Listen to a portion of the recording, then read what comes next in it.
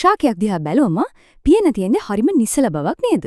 හැබැයි ඒ නිසල බව ඇතුලේ සැඟවිලා තියෙනවා පැවැත්ම වෙනුවෙන්ම නිර්මාණය වෙනු පුදුමසාගත යාන්ත්‍රණයක්.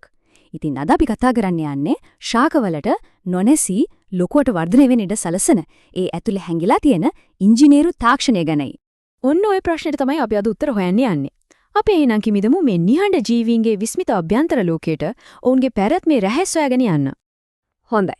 අපි පටන් ගමු ශාකයක් මුහුණ දෙන ලොකුම මූලිකම අභියෝගයෙන්. බලන්න සත්තු වගේ නෙවෙයි ශාකවලට කෑමවත් වතුරවත් හොයාගෙන එහාට මෙහාට යන්න බෑ. ඉතින් එහෙම එක තැනක ඉඳගෙන ඕන් කොහොමද ජීවත් වෙන්නේ? ඔන්න ඔය අභියෝගේ ජය ගන්න තමයි ශාක විසින් ඇත්තටම ඇදහිය නොහැකි ඉංජිනේරුමය විසඳුම් ටිකක් දියුණු කරගෙන තියෙන්නේ. අපි දැන් බලමු ඒ විසඳුම් එකින් එක මොනවද කියලා. හරි. එහෙනම් අපේ ගමන පටන් ගමු. ශාකයකට අත්‍යවශ්‍යම සම්පත් වන ජලයෙන්. මේ පුදුම සහගත ගමන පටන් ගන්නෙම පොළොව යටින්. අපේ ඇස්වලට නොපෙනී. මේ හැමදේම පටන් ගන්නෙ පොළොව යට තියෙන ලෝකයකින්. මුල් පද්ධතියේ ශාකයේ පොළොවට හයි කරනම විතරක් නෙවෙයි, ඒක තමයි ජලය උරා ගැනීමේ ප්‍රධාන මධ්‍යස්ථානය. ඔය සියුම් මූලකේශ නිසා වෙන්නේ පුරවන්තරම් වැඩි වතුර ප්‍රමාණයක් උරා ගන්න පුරවන් වෙන්න ඒකේ පෘෂ්ඨීය ශේෂ්ත්‍රඵලය වැඩි කරන එක. එතකොට කොහොමද මේ පසේ තියෙන වතුර මුල් ඇතුළට යන්නේ? පොම්පියක්වත් තියනවද? නෑ. මේක වෙන්නේ ජල විභවය කියන හරිම සරල ඒත් බලවත් සංසිද්ධියක් නිසා. මෙහෙම හිතන්නකෝ. පස කියන්නේ තෙත ස්පොන්ජ් එකක්. මුල් කියන්නේ වේලිච්ච ස්පොන්ජ් එකක්. ඉතින් ස්වභාවිකවම ජලය තෙත තැන ඉඳන් වියලි තැනට ගමන් කරනවා. අන්න ඒක තමයි මෙතන වෙන්නේ. වතුර මුල ඇතුළට ගියාට පස්සේ ශාකයේ ප්‍රධාන ජල පද්ධතියට ළඟා වෙන පාරවල් දෙකක් තියෙනවා. එකක් තමයි ඇපෝප්ලාස්ට් මාර්ගය. ඒ කියන්නේ හරියට ගඩොල් බැම්මක ගඩොල් අතරින් වතුර කාන්දු වෙනවා වගේ සෛල බිත්ති අතරින් යන එක.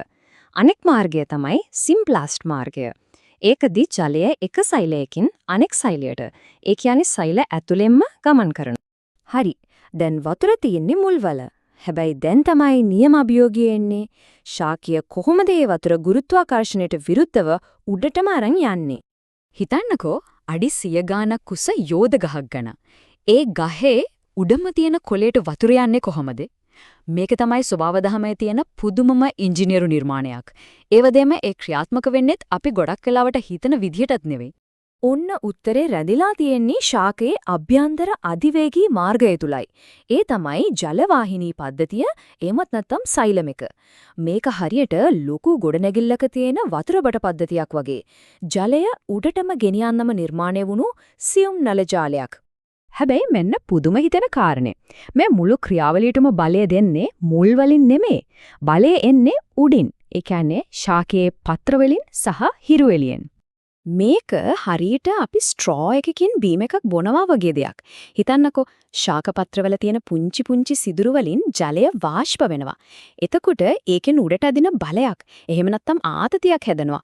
ජලය අණු එකිනෙකට ඇලිලා තියෙන නිසා එක අණුවක් උඩට ඇදෙනකොට සම්පූර්ණ ජල දාමෙම මුල් වලින් දැන් ඉහළට ඇදිලා එනවා. අන්න ඒකට තමයි උත්සේදනය ඇදීම කියලා කියන්නේ.